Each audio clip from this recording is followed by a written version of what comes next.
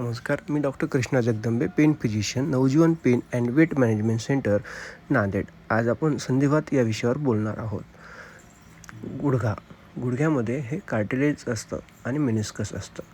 ह्यामध्ये ज्यावेळेला सूज यायला लागते त्यावेळेला या कार्टिलेजचं डिस्ट्रक्शन व्हायला सुरुवात होत असते. नॉर्मल गुडघ्यांमध्ये हे कार्टिलेज आणि मेनिस्कस ह्यामुळे गुडघ्यामध्ये कितीही मूवमेंट झाली तरी त्रास होत नाही.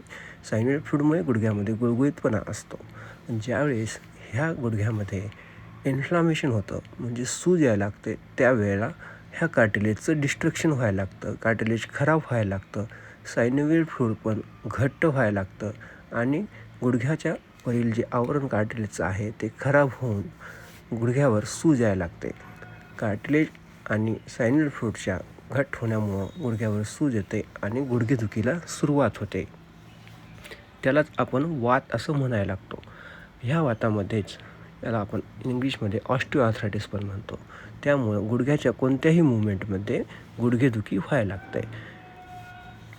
याचं मुख्य कारण म्हणजे हाडावरील होणारी कार्टिलेजचं डिस्ट्रक्शन आणि गुडघ्यातील सायनोवियल फ्लूइडचं घट्टपणा.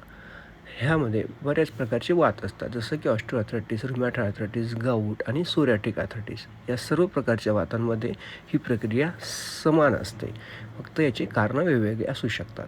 त्याच्यामध्ये इन्फ्लॅमेटरी मार्कर्स जमा होऊन ते इन्फ्लॅमेटरी मार्कर्स गुडघ्याच्या आतमध्ये इन्फ्लॅमेशन म्हणजे सूज आणतात आणि त्याचं रूपांतर वातामध्ये करतात.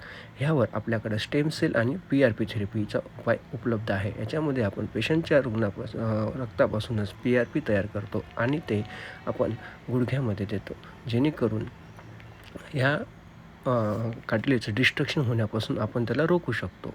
हा उपचार विना सर्जरीचा आहे. ज्या रुग्णांना PRP ट्रीटमेंट घेण्याची असेल त्यांनी खालील नंबरवर संपर्क साधावा. धन्यवाद.